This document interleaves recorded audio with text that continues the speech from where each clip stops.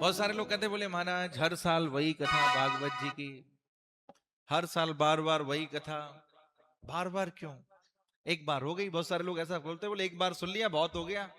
कितने सारे लोग तो बोलते पितृ मोक्षार्थ हमें कथा करानी है, पितरों के लिए करानी है, उनके मोक्ष के लिए करानी है। पहले अपना मोक्ष तो कर लो। अच्छी बात है, पितृ मोक्षार्थ होनी चाहिए, हम लोग भी करते हैं, साल में एक दो कथाएं करते हैं पितृ मोक्षार्थ, पितरों के लिए।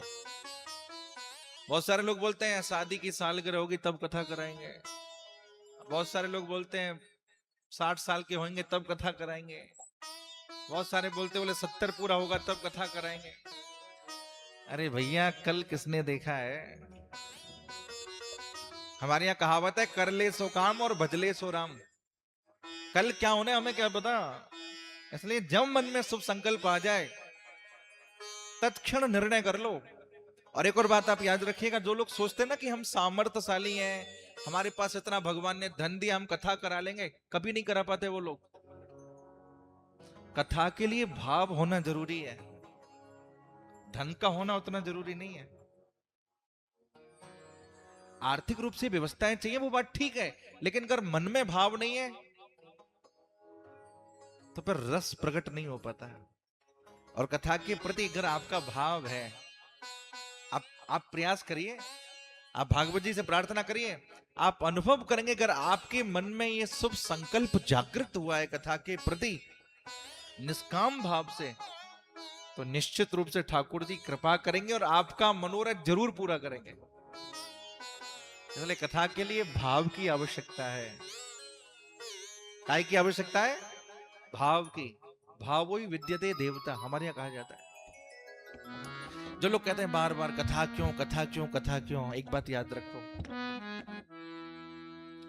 हम लोग रात को ही तो भोजन करते हैं, फिर सुबह जगते क्यों खाने लग जाते हैं? पूरी रात सो करके निकाल देते हैं हम लोग, फिर अगले दिन क्यों सोते हैं? कल ही तो वस्त्र पहने, फिर अगले दिन नए वस्त्र क्यों पहनते हैं?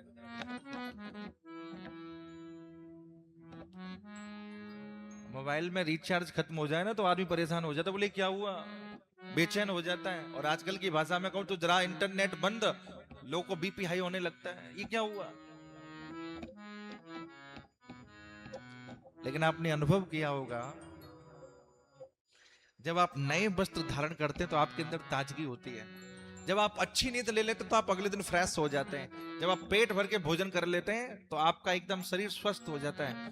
उसी प्रकार तन के स्तर पर जैसे सोना जरूरी है, जैसे भोजन जरूरी है, जैसे स्नान जरूरी है, उसी प्रकार मन के स्तर पर,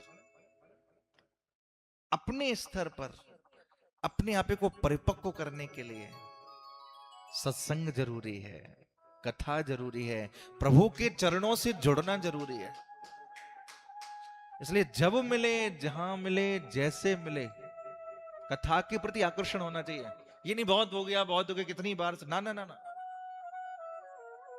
अरे महाराज ऐसे ऐसे दीवाने हैं कथा के, तो क्या बताएं आपको।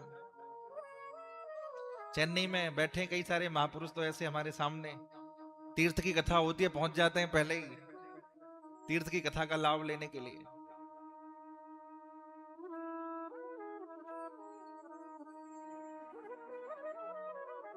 इसलिए मन में शुभ संकल्प जागृत हो तो उसको तत्क्षण करिए, और मन में अगर अशुभ संकल्प जागृत हो उसको इग्नोर करिए, छोड़िए कल पर। और इस बात को याद रखिए, अगर आपके मन में शुभ संकल्प जागृत हुआ है तो उसको पूरा हमारे ठाकुर जी करेंगे, हमारे प्रभु करेंगे।